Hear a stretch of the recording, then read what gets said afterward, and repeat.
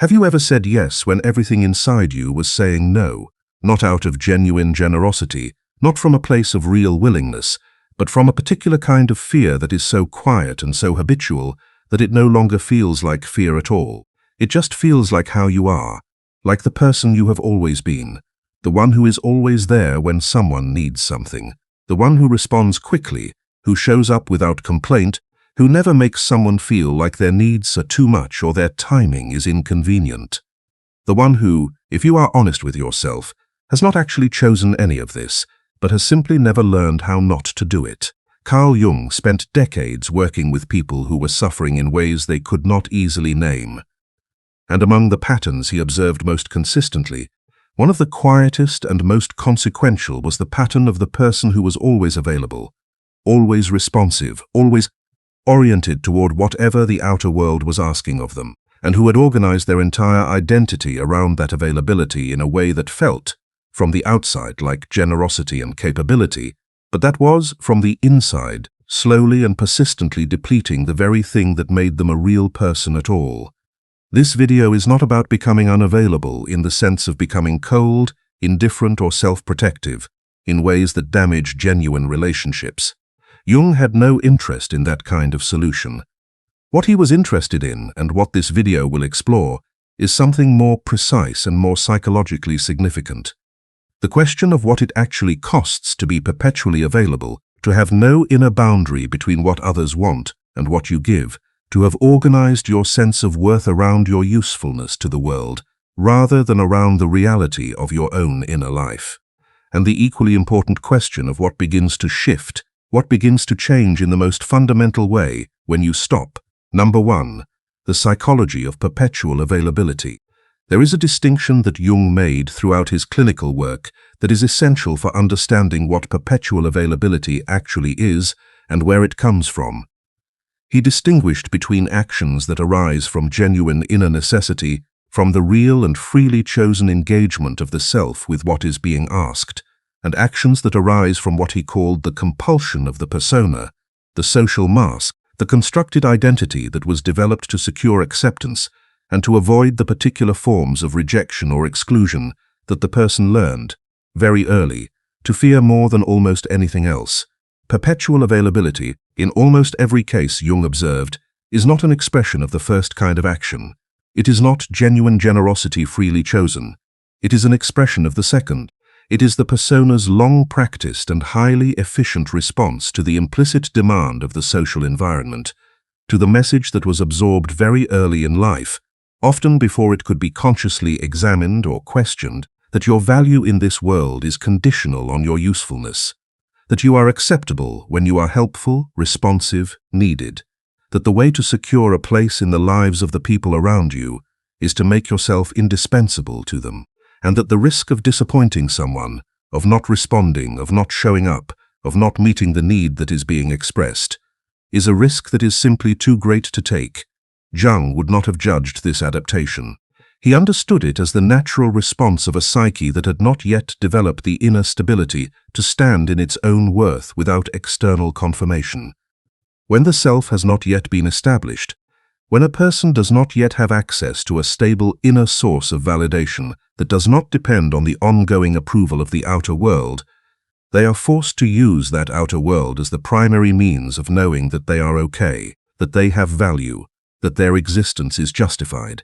And the most efficient way to maintain that outer approval in most social environments is to make yourself continuously and unconditionally available to whatever is being asked of you. The cost of this arrangement is enormous, and it is almost entirely invisible from the outside, because from the outside the perpetually available person appears to be functioning very well. They are often the most reliable, the most responsive, the most competent people in any environment they inhabit. They are appreciated and depended upon. They are frequently described as kind, generous, selfless. The very qualities that are destroying them from the inside are the qualities that the outside world most celebrates. What is being destroyed is the inner life, because the inner life requires something that perpetual availability systematically prevents. It requires attention, not the attention the perpetually available person gives to everyone else's needs and requests and emotional states, but the attention directed inward, the capacity to sit with one's own experience, to hear one's own responses, to know what one genuinely wants and genuinely feels and genuinely needs, as distinct from what everyone around you needs and what you have organized your entire functioning identity around providing. Number 2. What availability costs at the level of the self. Jung described what happens to the inner life of a person who has lived too long in perpetual availability with language that is not dramatic but is very precise. He said that such a person loses access to the self, not suddenly, not in a single moment of recognizable loss, but gradually and progressively, the way light fades in the late afternoon. You do not notice the individual moments of fading. You only notice at some point that it is dark. The self, in Jung's understanding, is not the ego. The ego is the conscious, organized center of personality that manages daily functioning, makes decisions, presents the person to the world. The self is something larger and deeper. It is the totality of the psyche, including everything conscious and everything unconscious, everything that has been developed and everything that is still latent, everything the person currently is and everything they are in the process of becoming. And the self has its own orientation, its own agenda, its own sense of what the person needs and where the person's life is meant to be going, that is often quite different from what the persona has decided the person must be and do in order to remain acceptable. When a person is perpetually available to the outer world, the self's agenda is consistently overridden by the persona's demands. Every time the inner life begins to indicate that it needs something, that it is depleted, that it is pointing toward a direction that has nothing to do with what is being asked of you from outside, the perpetually available person redirects that attention outward. Someone needs something. The response has already been organized before the inner indicator has finished registering. The inner voice is interrupted before it completes its sentence. Over time, the inner voice grows quieter, not because it has less to say, but because it has learned that it will not be heard. Because the perpetually available person has made it clear, through the consistent pattern of their choices, that what the outer world asks will always take priority over what the inner life indicates. And the self, which is always oriented toward wholeness, begins to express its dissatisfaction in the only language that cannot be ignored, the language of symptoms, of exhaustion that rest does not fix, of irritability that has no specific cause, of a pervasive flatness, a quality of going through the motions that descends on a life that appears, from every external measure, to be functioning perfectly well. This flatness is not depression in the clinical sense, though it can develop into that. It is something more specific. It is the experience of a life that has been organized entirely around what others need, and has therefore never had the space to become what the person themselves actually is. The perpetually available person has, in a very real sense, given themselves away, not all at once and not deliberately, but consistently and cumulatively, piece by piece, in every moment they chose the outer demand over the inner indication, until the inner life is so consistently unattended that it begins to feel genuinely inaccessible. Number 3. The moment of stopping and what it reveals. There comes a moment, in the lives of many perpetually available people, when the arrangement simply becomes unsustainable. Not because they have made a decision to change, not because they have read something or heard something that convinced them intellectually that their pattern was harmful, but because something in them finally reaches a limit that cannot be managed past, a form of exhaustion so complete that the usual mechanisms of compensation no longer function. A crisis of some kind that removes, at least temporarily, the ability to continue performing the available role. An illness, a loss, a period of forced withdrawal from the demands that had previously structured every waking hour. In that moment of stopping, something very specific happens that Jung would have recognized immediately. The anxiety that the perpetually available person has been running from all along, the anxiety that is the actual foundation of the availability arrangement, suddenly has nowhere to hide. When you are no longer busy meeting everyone's needs, when the phone is quiet and the requests have temporarily ceased, and there is nothing being asked of you in this particular moment, what remains is the feeling that the availability was always organized to prevent. The feeling of not knowing what you are when you are not useful, of not knowing what you want when no one is telling you what they need, of sitting in your own company and finding it, at least at first, genuinely unfamiliar. This is the moment Jung described as the encounter with the self. Not a comfortable encounter, not an immediately welcoming one, not the warm homecoming that the language of popular psychology sometimes implies. It is at first more like meeting a stranger who has been living in your house while you were away for a very long time. Someone who has an opinion about how the house should be arranged, about what belongs there and what does not. That is quite different from the arrangements you made in their absence. Someone who is not hostile, but who is also not going to simply defer to the habits and patterns that were established without reference to their presence. The first response to this encounter, for most perpetually available people, is a very strong pull to go back, to find something to do, something to respond to, someone to help, to return to the familiar and apparently safe territory of the performing, available, useful self. Because in that territory, at least, there is a clear sense of what you are and what you are for. The uncertainty of the interior encounter feels dangerous in a way that the perpetual demand of the outer world, however exhausting, does not. But Jung believed, and this is one of the most important things he understood about the psychology of genuine development, that this pull to return is not the signal to go back. It is the signal that the real work has begun. The anxiety of the interior encounter is not a warning that something is wrong. It is the first indication that something is finally, after years of deferral, being given the chance to become right. Number 4. What changes when you make yourself less available? One of the most striking observations that Jung made, and that people who have genuinely reduced their availability consistently report, is that the change does not produce the consequences they feared. The feared consequence for most perpetually available people is abandonment, rejection, the loss of the relationships and the belonging that the availability was organized to secure. If I stop being always there, the implicit reasoning runs, people will leave. They will realize I am not as valuable as they thought. The relationships will fail. The social world I have built through my usefulness will dissolve. This is almost never what happens. What actually happens, in most cases, is something quite different and considerably more interesting.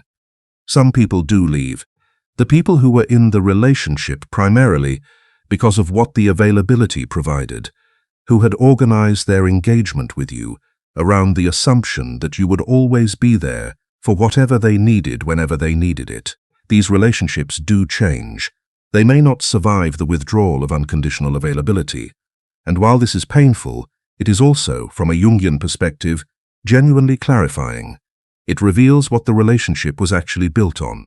And relationships built on the other person's perpetual usefulness are not, in the deepest sense, relationships with the person at all. They are relationships with the function the person was serving. What also happens, and this is the part that surprises people most, is that the relationships that do survive the reduction in availability often become more real. Not less connected, but more genuinely connected. Because when you are no longer always available, when you have introduced a boundary between what is asked and what you give, you are present in a different way when you are present. Your presence is a choice rather than a compulsion. Your engagement is genuine rather than automatic. The people you engage with are engaging with you rather than with the functional availability machine you had previously organized yourself to be. Jung observed that genuine relationship, the kind that actually serves the psychological development of both people, requires two fully present and genuinely boundaried people. The relationship in which one person has effaced themselves entirely in service of the other's needs is not, in the Jungian sense, a genuine relationship at all. It is a particular kind of fusion that prevents the development of both parties. The perpetually available person cannot develop because they have no interior space to develop within. The person they are perpetually available to cannot develop because they are never required to meet their own needs or to encounter the genuine complexity of another person who has their own needs that do not always coincide with theirs. Number 5. The boundary as an act of psychological integrity. One of the most significant reframings that Jung's psychology offers for the question of availability is the reframing of the boundary. In popular culture, the boundary is often described primarily in protective terms. A boundary protects you from people who would take too much. It keeps out what is harmful. It guards the self against depletion. These framings are not entirely wrong, but they miss something essential about what a genuine psychological boundary actually is and what it actually does. From a Jungian perspective, a boundary is not primarily protective.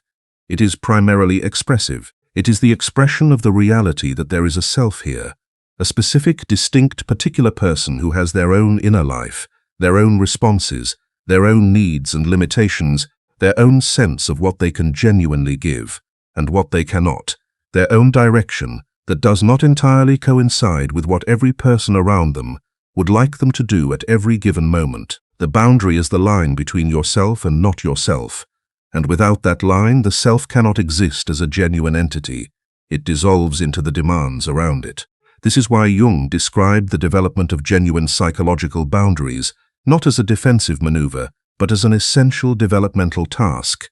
The person who has no boundaries in this sense has no self in the functional sense of that word. They have a persona, a social presentation, an adaptive surface that responds to whatever the environment requests. But the deeper layer, the one where genuine individuation happens, where the person becomes more fully and more authentically themselves over the course of a life, requires the space that only a genuine boundary can create. When you stop being available in the automatic and unconditional way that the persona has organized you to be, you are not protecting yourself from others. You are creating the necessary space for yourself to exist. You are telling the world, not with hostility and not with withdrawal, but with the quiet authority of a person who has begun to take their own inner life seriously, that there is something here beyond the useful function, that the person is not identical to the service. That engagement with you is engagement with a real and distinct inner life that has its own rhythms, its own limitations, its own genuine needs that are as real and as worthy of consideration as anyone else's. I knew a woman who spent her 30s in a professional and personal life organized entirely around her availability to others. She was the person colleagues called at all hours, the friend everyone leaned on through every crisis, the family member who could always be counted on to handle whatever needed handling. She was also, underneath the impressive capability, profoundly depleted and profoundly lonely in a way she could not explain because she was surrounded by people who depended on her and who described themselves as caring deeply about her. And none of that made the loneliness go away.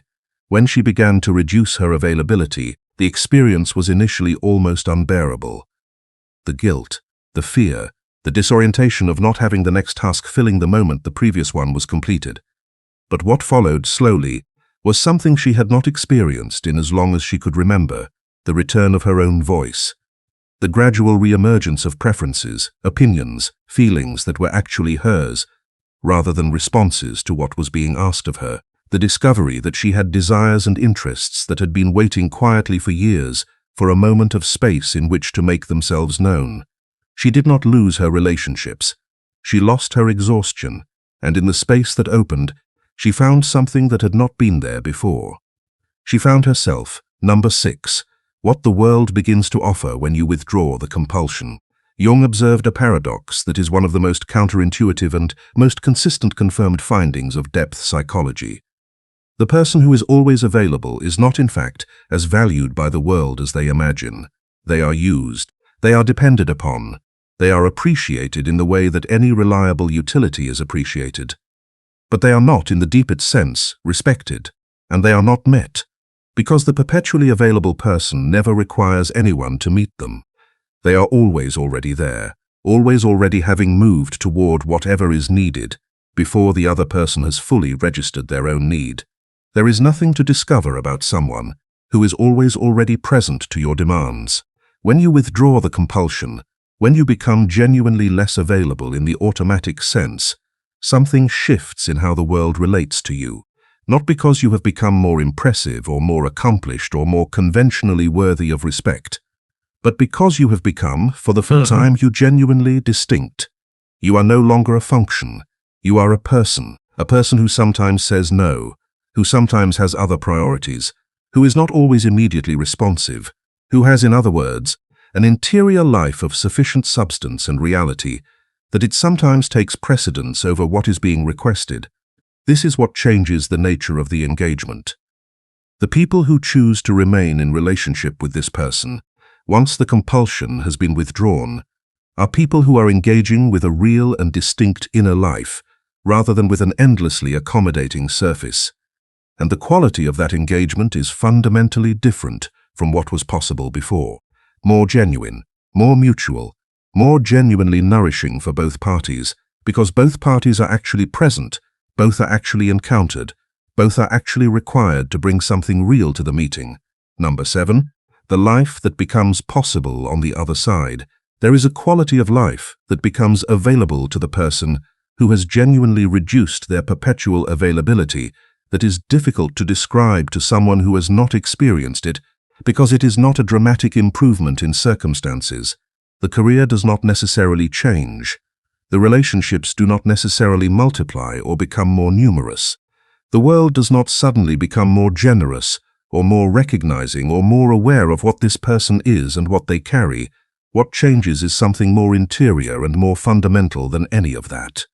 The quality of presence within the life. The experience of being genuinely there, inhabiting the moments of the actual life being lived, rather than always being slightly elsewhere, slightly ahead of or behind the present moment, always already thinking about the next thing that will be needed or worrying about the last thing that was given. The perpetually available person is, in a profound sense, never fully present. They are always partially somewhere else, always partially in the space of the other's need, always partially managing the logistics of the next response. The reduction of that availability creates, for many people for the first time in their adult lives, the experience of being genuinely in their own life, rather than perpetually at the service of everyone else's. Jung wrote that the greatest and most important problems of life are all fundamentally insoluble. They must be, because they express the necessary polarity inherent in every self-regulating system. What he meant was that the real challenges of a psychological life are not solved by finding the right answer and implementing it. They are transformed by being lived through, by the psyche's engagement with them over time, by the gradual shift in the relationship to the problem rather than the elimination of the problem itself. The transformation that comes from stopping the compulsion of perpetual availability is of this kind. It is not solved, it is lived through. The guilt does not disappear overnight. The old patterns do not dissolve simply because you have decided to change them. The anxiety of the interior encounter does not immediately become comfortable. What happens instead is a gradual and genuine shift in the center of gravity of the life, a slow reorientation from the outer to the inner as the primary source of direction and value, a growing capacity to hear the inner voice before redirecting outward, a developing relationship with the self that makes the compulsion less necessary, not by eliminating the desire for connection and belonging, but by providing a source of inner stability that does not depend on the ongoing approval of the outer world for its survival. From that inner stability, engagement with the world becomes genuinely different. You are no longer giving from depletion, from the compulsion of the persona, from the fear of what will happen if you do not respond. You are giving, when you give, from genuine abundance, from actual choice, from the real and freely felt desire to contribute to someone you care about, uncorrupted by the need to secure their approval or to maintain a place in their life through your usefulness. This is what Jung meant by the transition from the compulsion of the persona to the freedom of the self. It is not the elimination of giving or of genuine care for others. It is the transformation of its source. From the outside in to the inside out. From the compulsion that organizing your worth around your availability creates, to the genuine and freely chosen engagement that becomes possible when your worth no longer depends on it. If something in this video touches a pattern you recognize, if the description of the perpetually available person feels uncomfortably familiar, leave a word in the comments. Not a long explanation, just a word that names what you recognized, because the act of naming what has been operating invisibly is often the first real step toward changing your relationship to it. And if you want to continue exploring what becomes possible when the inner life is finally given the space and the seriousness it requires, stay close to this work.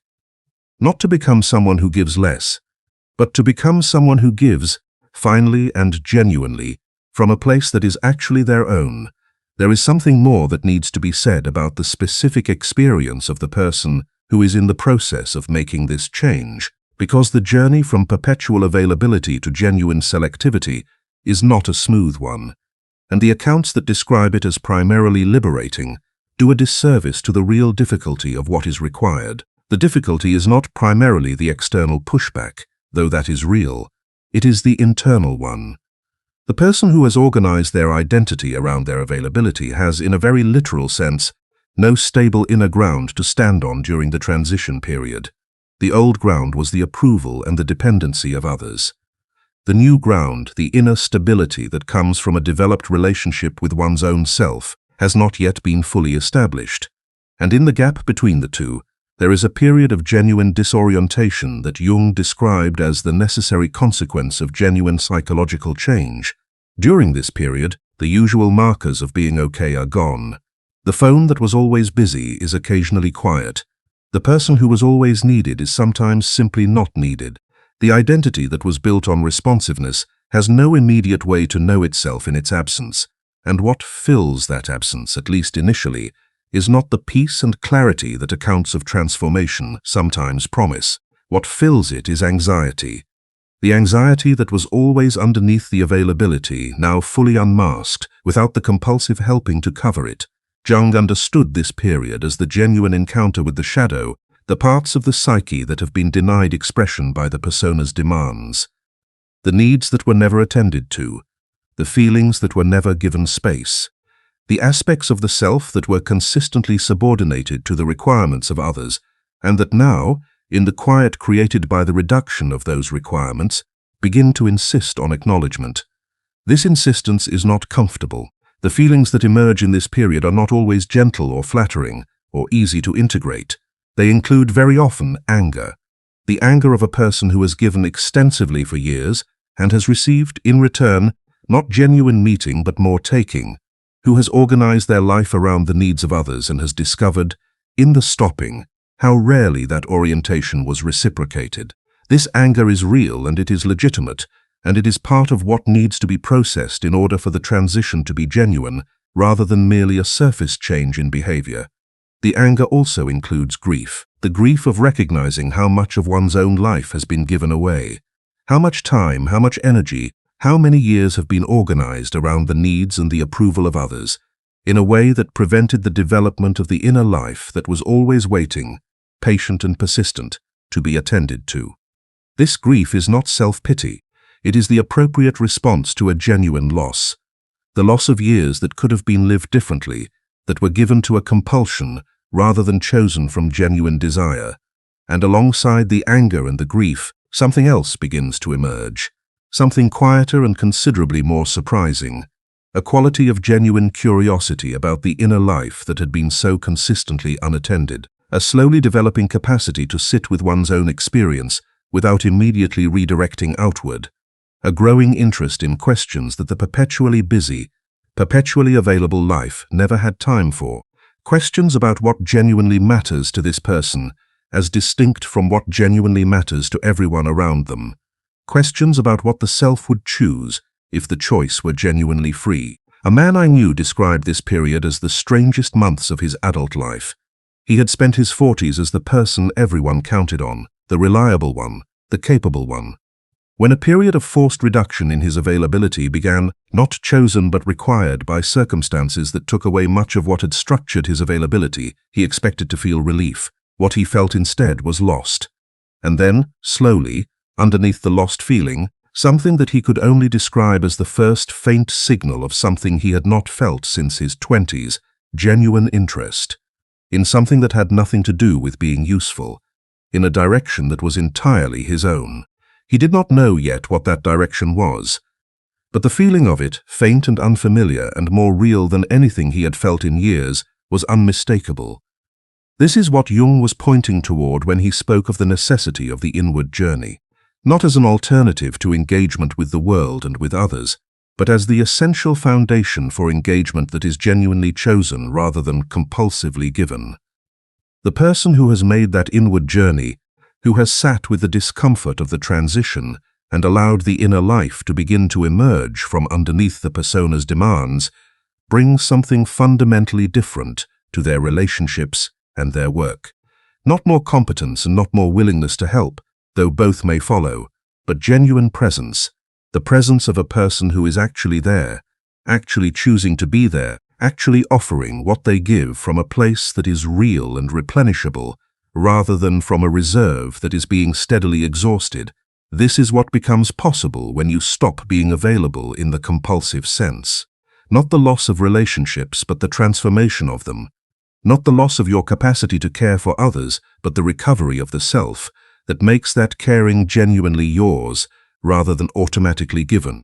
Not the end of giving, but the beginning of giving as an act that belongs to you, that comes from a place in you that has been attended to and nourished and genuinely developed, rather than from the compulsion of a persona that learned, too early and too thoroughly, that your worth in this world depended entirely on what you were willing to give away. Jung believed that the life lived from genuine inner freedom, from the deep and authentic engagement with one's own being that makes every genuine act of giving truly a gift rather than a compulsion, is the only life that fully deserves the name. And the first step toward that life, for the perpetually available person, is always the same. It is the moment you choose, for the first time and in full awareness of what it costs, to be unavailable, to let a request go unanswered, to let a need be expressed without immediately moving to meet it, to stay with the discomfort of the gap and discover, in that gap, the beginning of what you have always been but have never had the space to fully become. Everything changes from that moment. Not all at once and not without difficulty, but genuinely at the level that matters, at the level of whether you are living your own life or giving it away. And the choice, whenever you are ready to make it, is always available. The question is only whether you are willing to take it. It is also worth being honest about the specific form of resistance that the perpetually available person will encounter not from others but from themselves in this process. Because the external resistance, while real, is usually easier to manage than the internal one. The person who says you have changed, who expresses disappointment or confusion at the reduction in your availability, at least provides something concrete to respond to. The internal resistance is more subtle and more persistent and harder to address directly because it speaks in the voice of your own values. It says things like this: caring for others is important. Being there for people is what good people do. The world has too much selfishness already. You of all people, given everything you have been given, should be willing to give. This is not the time to be thinking about yourself. These things are not entirely untrue. Caring for others is important. Being there for people you genuinely care about is something worth doing. The world does have enough selfishness. The problem is not the values being invoked. The problem is the use to which they are being put. They are being put to the service of maintaining a compulsion in the name of virtue. They are being used to prevent you from making a genuine assessment of what you are actually able to give, as distinct from what you have been performing the capacity to give. They are being used to keep you in a pattern that has been organized not around genuine generosity, but around the fear of what happens when the generosity stops. And they are borrowing the language of your actual values, the things you genuinely care about, in order to make the compulsion feel like a choice. Jung called this the shadow of the persona, the way the social mask borrows the language of genuine virtue in order to make its demands feel like expressions of the best of who you are. The perpetually available person does not experience their availability as compulsion. They experience it as kindness, as care, as the natural expression of who they are, and this is precisely what makes it so difficult to recognize and to change. You are not fighting an obviously bad impulse. You are apparently fighting against your own best qualities. The confusion this creates is real, and it needs to be honored rather than dismissed. What Jung's framework offers, in the face of this confusion, is a way of distinguishing between the genuine expression of your values and the compulsive performance of them. The genuine expression is freely chosen, arises from actual availability rather than from the fear of what happens if you are not available, and is therefore sustainable rather than depleting. It leaves you feeling, after the giving, more rather than less yourself, more rather than less connected to your own inner life, more rather than less genuinely present. The compulsive performance is the opposite. It is given from a place of depletion already in progress. It is driven by the fear of the internal experience that will occur if the giving does not happen. It leaves you feeling, after the giving, more rather than less depleted, more rather than less distant from your own sense of yourself, more rather than less hollow in the quiet that follows the completion of the task. This difference, the difference in where the giving comes from and what it leaves behind, is the most reliable indicator available for distinguishing genuine generosity from compulsive availability. And learning to notice it, to actually pay attention to what is happening inside you in the moments before and after you respond to a request, is one of the most important practices that the inward journey requires. Because the goal is not to become someone who gives less. The goal is to become someone who gives genuinely, from fullness rather than from fear, from genuine desire rather than from the compulsion that has mistaken itself for desire, from the inner life that has been attended to and developed and genuinely nourished, rather than from the depleted reserve of a person who has given everything away and is trying to give a little more before the collapse finally comes. This is the life that is available on the other side of the compulsion, not a smaller or less caring life, a more genuinely alive one. A life in which your care for others is inseparable from your care for yourself, not because self-care has become the primary project, but because you have finally understood what Jung understood and what he spent his life trying to communicate to the people who came to him in exhaustion and depletion, and the particular kind of lostness that comes from having given yourself away so completely that you no longer know what remains, that you cannot give what you do not have, that the inner life is not a luxury, that the self is not an obstacle to genuine giving but its only possible source, and that the moment you stop being available to everyone else's needs long enough to become available to your own, something shifts that cannot be unshifted. Something becomes visible that was always there but had never had the space to make itself known. Something begins quietly and persistently, and in the way that only things genuinely rooted in the real can begin to grow.